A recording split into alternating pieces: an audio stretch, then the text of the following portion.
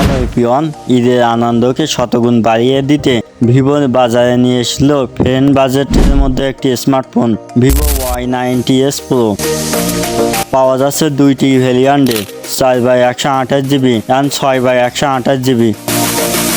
যথারীতি 4/128GBর দাম 15,999 টাকা এবং 6/128GBর দাম 16,999 টাকা।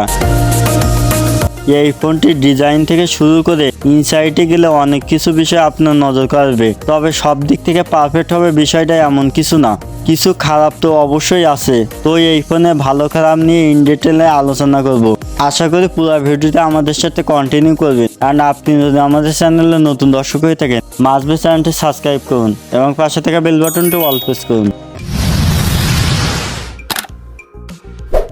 ফার্স্টে কথা হলো এই ফোনটির ডিজাইন দিয়ে। এই ফোনটি দেখে যে কারো ভালো লাগার কথা, খালি দেখতে সুন্দর বিষয়টা এমন কিছু না। এর ফিটনেস থাকছে 7.0 মিলিমিটার অ্যান্ড ওয়েট থাকছে 200 গ্রামের নিচে। তবে ভিভো Y91s বা Y91 Pro দুইটার ডিজাইন সেম দেখতে। ফোনটিতে ব্যবহার করা হচ্ছে IP54 রিডিং, যা হালকা এবং ধুলা পানি থেকে সম্পূর্ণ নিরাপদে থাকবে। এই ফোনটিতে প্রয়োজনীয় সবকিছু পাবেন, তবে আমি মিস করছি ডুয়েল স্টোরেজ স্পিকার বা সেকেন্ডারি নয়েজ ক্যান্সেল মাইক এবং দুইটা কালারের ফোনগুলো পাওয়া যাবে।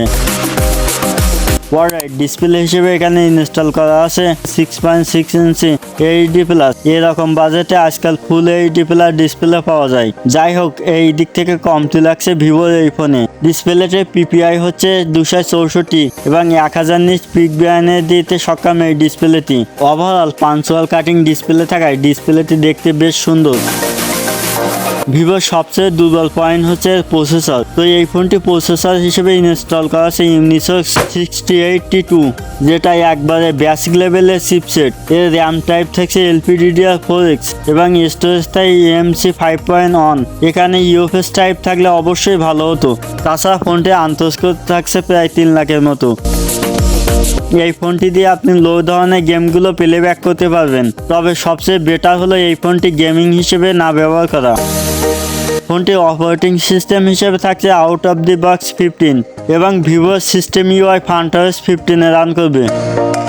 তবে এই ফোনটির প্রসেসর দুর্বল হলে ব্যাটারিটা স্ট্রং দেওয়া হয়েছে, মানে 6000 mAh ব্যাটারি সাথে 45 ওয়াটের ফাস্ট চার্জার পাবেন। ওয়েল, ক্যামেরা সেটআপটা এই ফোনে একদম বেসিক লেভেলের। রিয়ারে পাবেন 50 মেগাপিক্সেলের একটি ক্যামেরা প্লাস একটি সেন্সর এবং 5 মেগাপিক্সেলের একটি সেলফি ক্যামেরা। ক্যামেরার ফটো কোয়ালিটি তেমন ভালো না। আপনি যদি ক্যামেরার ছবিগুলো দেখেন তাহলে নিজেই বুঝতে পারবেন এর ক্যামেরার কোয়ালিটি কেমন। ওভারঅল 15,000 টাকা বাজেটে ভিভো এই ফোনটি আমার কাছে বেশ মনে হয়নি। তো আপনার যদি লং লাস্টিং ব্যাটারি ব্যাকআপ যুক্ত একটি ফোন দরকার, সেক্ষেত্রে এই ফোনটি চয়েস লিস্টে রাখতে পারেন। ভিডিওটি আজকে এই পর্যন্ত। আপনি যদি আমাদের চ্যানেলে নতুন দর্শক হয়ে থাকেন, অবশ্যই সাবস্ক্রাইব করুন। দেখা হচ্ছে নতুন কোনো ভিডিওতে। সেই পর্যন্ত ভালো থাকবেন, সুস্থ থাকবেন। আসসালামু আলাইকুম।